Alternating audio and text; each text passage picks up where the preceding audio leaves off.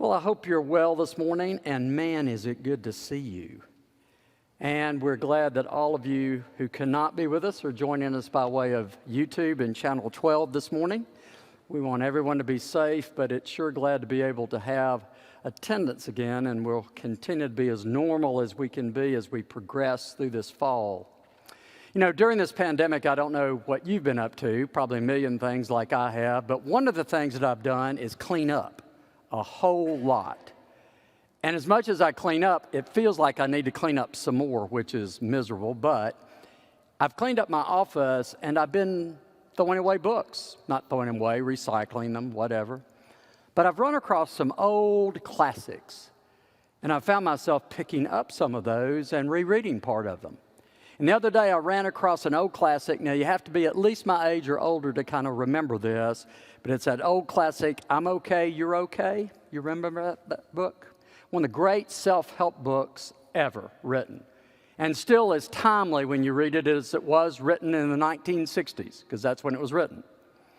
The author, Dr. Thomas Harris, in the early part of the book, tells a story, and I'd forgotten the story, and it's worth telling again. But it's a story about a childhood friend of his who lived down the street. And this young friend grew up in a big family with lots of brothers and sisters, happy family. Mom was a great cook, but you can imagine lots of kids in the house, and there were 6 of them. There was something always tumbling and cooking and happening. Well, on one day, the weather was really bad. They'd been in all day on top of each other. But the kids actually had not been fussing or fighting, and so the mom was going to give them a treat. And she really was a great baker, and they loved her chocolate chip cookies. So she called all the kids together in the afternoon. When they got together, she took them in the kitchen, and there sat her big cookie jar, and she said, everybody gets to reach in and get some cookies. So they went from the oldest to the youngest. And Dr. Harris's friend was the youngest, so he had 5 siblings ahead of him grabbing cookies out of there. They were so excited. And by the time he got there, he put his hand, had to dig around. He pulls his cookie up, and part of it's broken off. Well, his little lip starts quivering. He starts getting mad, and then the more he thinks about the matter he gets, and then he just throws a tantrum. And he throws a huge tantrum. He says, it's not fair. My cookie's no good. It's ruined. And then he takes the cookie and throws it on the floor and breaks it into a lot of pieces. You ever feel that way? Dadgum, I have during the pandemic. Tell me you haven't wanted to throw some broken cookies. Give me a break. You know we have. And I thought, man, did I need to read that story. Because I'll fall right back into that trap. Do you?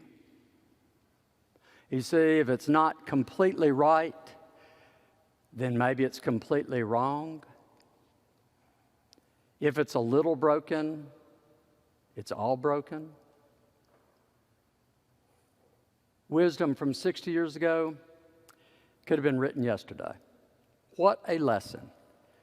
A broken cookie is no good. Or is it? Maybe that's why Jesus says today in this gospel story, a very hard gospel lesson, maybe one of the toughest that we're going to come across. Maybe that's why Jesus says what he says today. Peter comes up and says, look, I'm having a struggle with these roughneck, hardback people in this other church. They're driving me crazy. How many times do I need to put up with this? Should I keep forgiving them? Did I have to give them 7 times? And Jesus calmly takes a breath and says, no, Peter, you're to forgive them 10 times that number, plus the 7 you already have. You're to forgive them 77 times. Forgive 77 times. Well, it may be a bit exaggerated. That's the point, right? But Jesus is making a point. And what is that point? Because we all know what it is. Deep inside, if we slow down. Life is not perfect. People are not perfect. Things go wrong, people go wrong. Every day. People act badly, we act badly when they act badly. And then intentionally or not, we all get caught up in the action. Now, Peter knows that. But Jesus is reminding him of that. And also the story goes on, our lesson today, then more deeply into the point of forgiveness. There is a lot of brokenness and imperfection in humanity.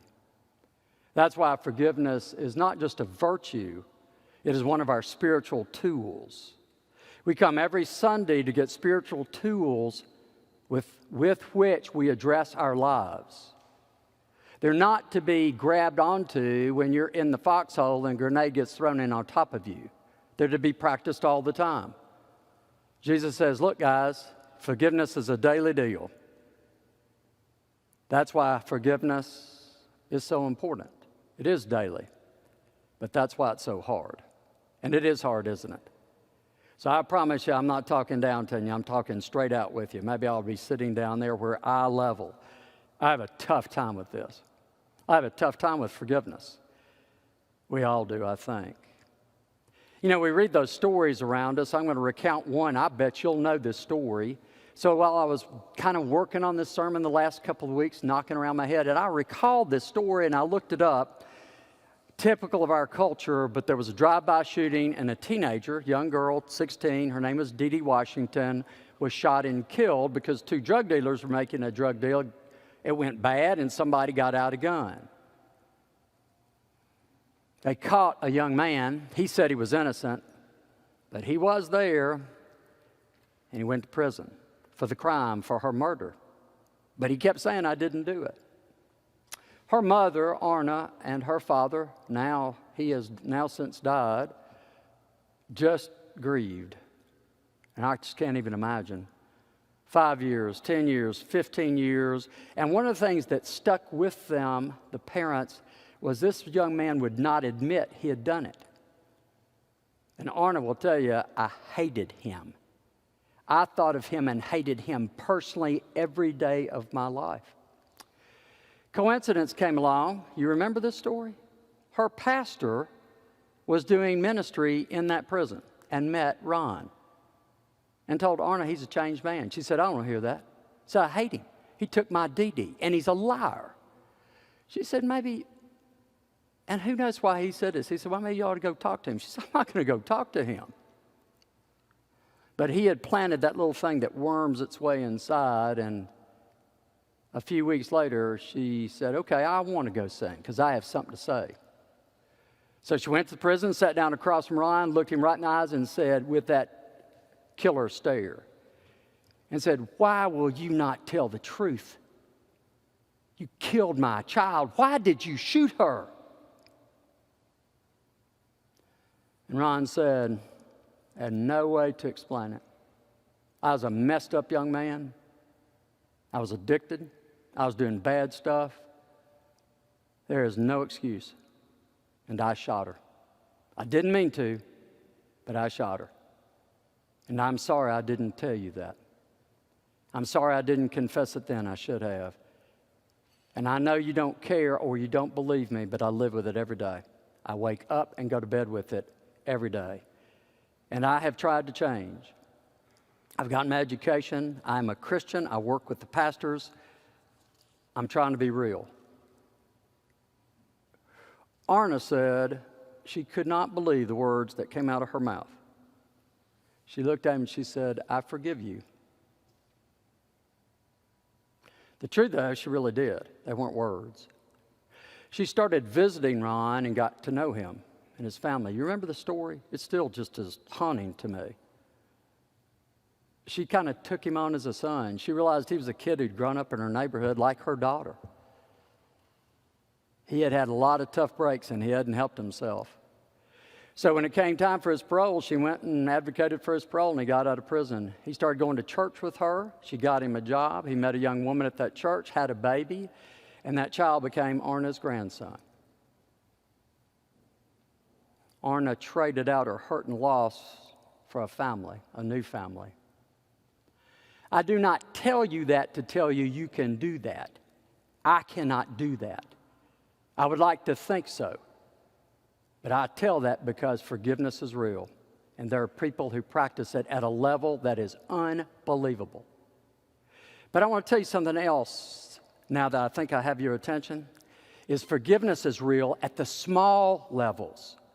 at the places you don't even see it.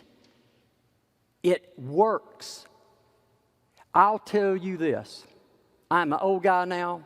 Without forgiveness, this world comes apart. Without forgiveness, our society will come apart. I promise you that, because that is spiritual truth. The spiritual truth of the universe that man did not make, woman did not make, that God made. It is built into this whole system. Forgiveness is essential. Thank God for those who can live it, walk it. And I keep hoping I can. I bet you do too. You know, we know that we get a benefit, don't we, from forgiving. Think about a time you've done it. What's it do? It lightens you up. You let go of something you were holding on to. Let's be honest. It's the old AA adage. I'm drinking the poison. I'm hoping it kills you. That's what it's about. But it's more than that.